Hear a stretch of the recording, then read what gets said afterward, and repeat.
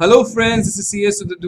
Welcome you all to my YouTube channel and this video is for those students जिनका अभी exam का result आया है। Exam का result CS Executive and CS Professional का has been recently announced on 25th of August and this video, small video to address all the students जिनका result अभी आया है। First of all, those who have cleared the exam, I congratulate them because their hard work has really paid them off. It is all because of their hard work and destiny by the God grace that they have cleared. जिनका एक group clear हुआ है या both groups clear हुए हैं, those who have cleared their executive and entered into professional, very congratulations. And those who have cleared one group of executive or one group of professional, very much congratulations because that's a big achievement. आपका एक group clear हुआ है executive का या professional का या कोई एक एग्जेम्पशन भी आई है, that is also a wonderful achievement क्योंकि सर कुछ पॉजिटिव रिजल्ट आना बहुत बड़ी बात होती है। And to those students जिनका अभी रिजल्ट पॉजिटिव नहीं आया है, please I would like to tell you one thing that you are not a failure. Result बहुत कम आया है इस बार and the result percentage is very less, and if you could not clear this time, definitely you are not a failure.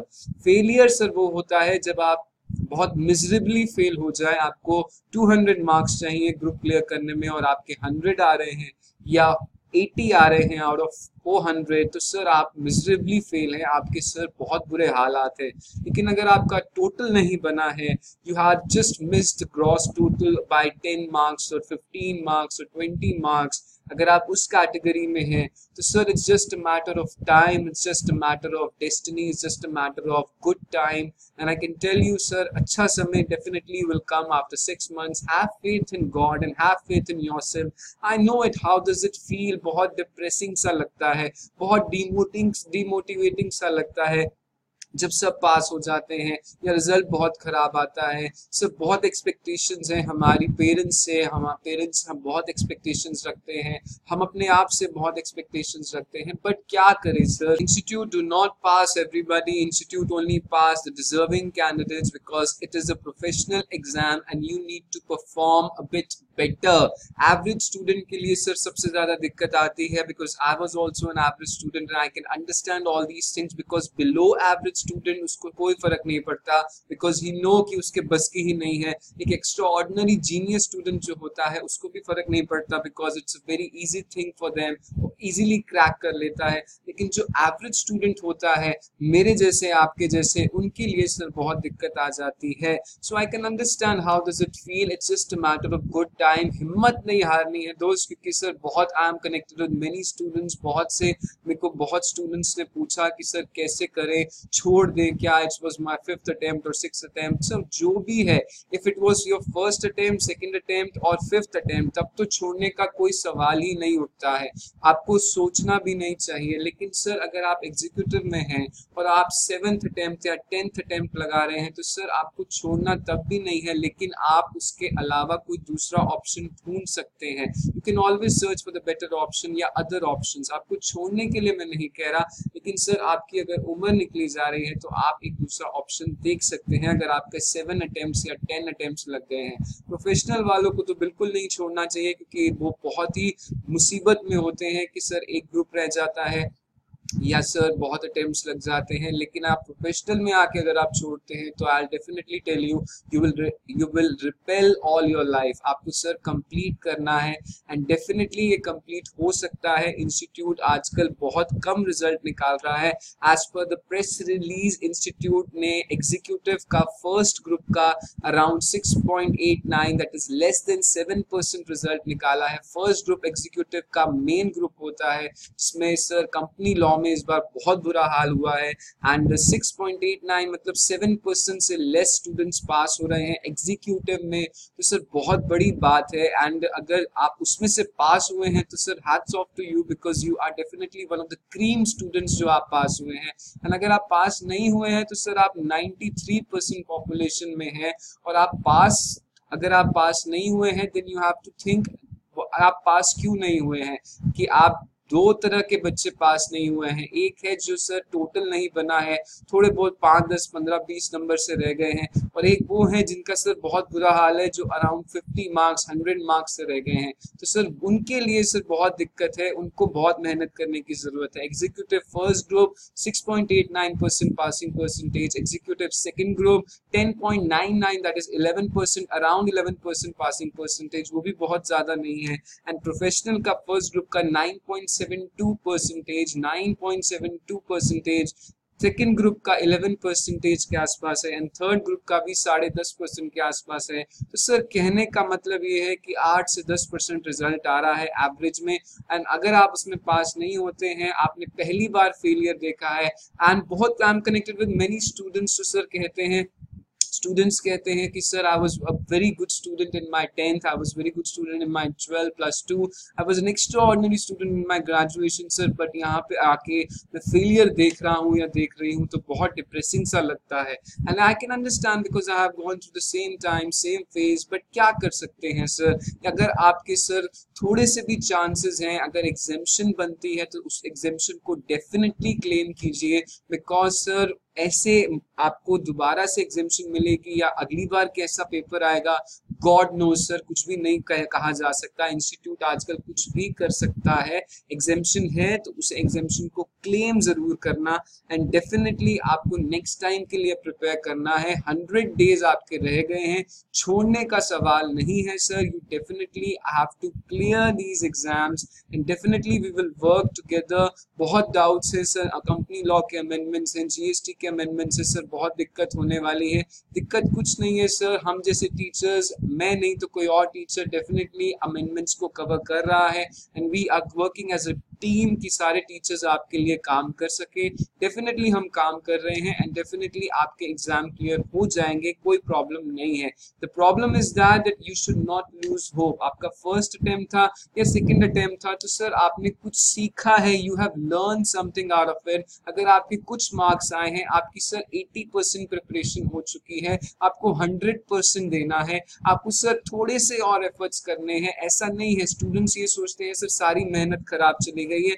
मेहनत खराब नहीं जाती sir, you are definitely work 80% तक आप पहुंच चुके हैं, आपको 100% पहुंचना है। थोड़े से एक्स्ट्रा एफर्ट्स लगाने हैं। अगर आपकी 180 मार्क्स आ रहे हैं और 200 चाहिए, और अगर आपके 170 मार्क्स आ रहे हैं 200 चाहिए, तो सर जब 180 आ सकते हैं, 185 आ सकते हैं, 190 आ सकते हैं, और एक 150 चाहिए तो 145 आ सकते हैं, तो सर 150 भी आ सकते हैं, 135 आ सकते हैं, तो सर 150 भी आ सकते हैं। या तो सर आप बहुत ही मिजरेबली फेल हो रहे हैं, तो आप सोचो कि सर आपके लिए ये नहीं बना है, and you can move to the other option. Life में बहुत सारे ऑप्शंस हैं, मैं ये नहीं कहता इसी को करो, यहाँ पे ही सब कुछ है। आपको अपने आप से पूछना है कि yes, if you are made to do this, if you are having interest and passion, if you are having interest and passion in the subjects in curriculum, तो डेफिनेटली आप कर जाएंगे। लेकिन सर आपके लिए अगर कंपनी लॉ सिरदर्दी है, taxation उससे बड़ा हेडेक है, कॉस्टिंग भी बहुत बड़ा हेडेक है, सर कुछ भी आपको समझ नहीं आता है और आप बहुत रट्टा मार के करने की कोशिश कर रहे हैं, समझने की कोशिश नहीं कर रहे, तो सर इट्स बेटर कि आप दूसरे सब्जेक्ट या दूसरे कोर्स में स्विच कर जाएं। इसको साथ साथ चलाते रहें, आप दूसरे जगह भी जा सकते हैं। क्योंकि सर आपकी एज जो है 25 to 26, 27 एज तक आपको ये एजुकेशन खत्म करनी है, बिकॉज उसके बाद एज अलाउ नहीं करती है कि आप सर एजुकेशन परस्यू कर सकें। If you are a girl you will definitely be pressurised for your marriage, and if you are a boy you will be definitely pressurised to earn money, because money के बिना sir कुछ भी नहीं होता है। आपको at the end of the day you have to earn money, और आपको सर 26, 27 के बाद पेरेंट्स भी सपोर्ट नहीं करते हैं। तो सर जो भी है, आपको जितनी भी एज है, आपको सर फटाफट सेटल डाउन होना है। And I am telling you, आज की डेट में ये प्रॉब्लम आती है कि बच्चा बहुत डिमोटिवेट हो जाता है, बहुत डिप्रेस हो जाता है। I always say you have two options, आप या तो रो सकते हैं या तो आप फिर से प्रयास कर सकते हैं। ईदर यू कैन क्राई और यू कैन ट्राई। आप क्राई कर सकते हैं, कोई नहीं आएगा आपको संभालने, कोई भी आपको मदद नहीं करने आएगा। आपके जो फ्रेंड्स हैं वो आपको सर हंसेंगे आपके पीछे पीछे, आपके नेबर्स, रिलेटिव सब आपके ऊपर हंसने वाले हैं। आपके सर सिर्फ पेरेंट्स आपको सपोर्ट करते हैं। I have gone through the same phase, that is why I am telling you, अगर आप कोशिश करेंगे सर, आपको कोशिश करनी है, ट्राई करना है, बिकॉज जहाँ पे कोशिश है वहाँ पे एक्शन है। आपको सर थॉट्स पॉजिटिव रखने हैं। I always say your thoughts create your destiny. Sir how your thoughts create your destiny? Because your thoughts, जो आप सोच रहे हैं वही आपकी डेस्टिनी क्रिएट हो जाती है। Sir how it is created? Sir जो आप थॉट सोचते हैं वही आपकी फीलिंग बन जाती है, फीलिंग से आपका एटीट्यूड बनता है, आपका एटीट्यूड कैसा है वो डिफाइन करता है कि आपका एक्शन कैसा होगा।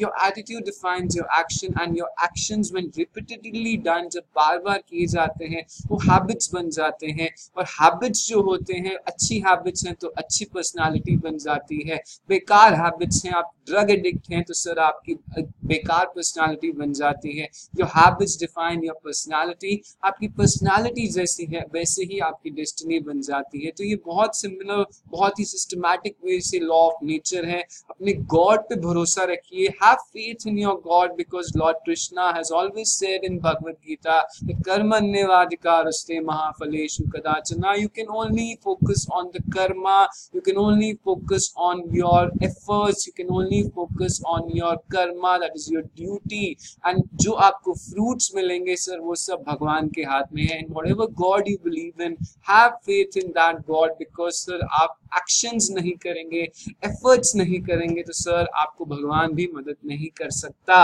अगर आप अभी से हार मान जाएंगे, हो सकता है अगर आप efforts करें तो हो सकता है सक्सेस मिले या ना मिले, लेकिन सर अगर एफर्ट्स ही नहीं करेंगे तो सर ये गारंटी है कि सर आप पास नहीं होने वाले। So I wish you all the best. हम आगे बहुत काम करने वाले हैं, and I definitely come up with lot of more videos, and definitely कोशिश करेंगे कि आप सबको हम मोटिवेटेड रखें, अपने से आपको कुछ फायदा हो, and definitely we will work together and stay connected, stay blessed, and whatever the result is please positive रहिए। एग्जेम्पशंस की बहुत मेरे को क्वेरीज आ रही हैं, एग्जेम्पशन की मैं 2 मिनट बात करना चाहता हूं। एग्जेम्पशन अगर आपके एग्जाम में है और आपको पता नहीं लग रहा है कि एग्जेम्पशन है, तो सर 2 तरह के एग्जेम्पशंस आप अवेल करते हैं। नंबर 1, अगर आपके मिनिमम 25 मार्क्स अगर आपके हैं, 25 मार्क्स सारे सब्जेक्ट्स में है, एंड एक 60 मार्क्स अबव आपका एक भी सब्जेक्ट में आ जाता है, and you have attempted all the papers in the group, और आपका टोटल नहीं बना है, 25 नंबर सारे सब्जेक्ट में है और 60 प्लस अगर आपके किसी भी सब्जेक्ट में आ जाते हैं तो वो एग्जेम्प्ट हो जाता है।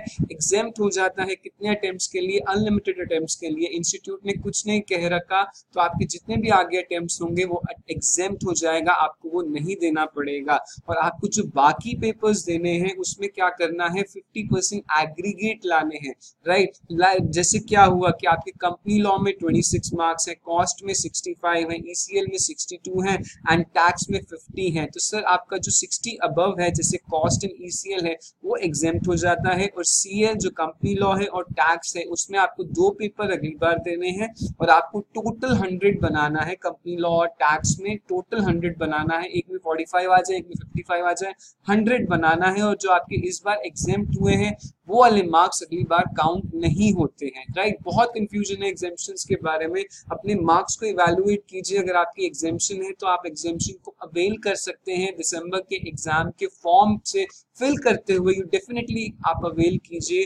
और सेकेंड, आपकी सर एग्जेम्पशन की क्या लिमिट है? अगर आपने सब्जेक्ट्स आपने अटेम्प्ट किए हैं, आपने सारे सब्जेक्ट्स अटेम्प्ट किए हैं और 60 plus marks taken together in all the subjects in a group, 60% या उससे ज्यादा आपके ग्रुप में बाकी के 3 सब्जेक्ट, जैसे फर्स्ट ग्रुप एग्जीक्यूटिव में 4 सब्जेक्ट हैं, 4 सब्जेक्ट हैं, company law, costing, ECL and tax. अगर 3 सब्जेक्ट में एग्रीगेट 60 बनता है, एक में 60 है, एक में 55 है और एक में 65 है, तो तीनों का एग्रीगेट 180 बन जाता है।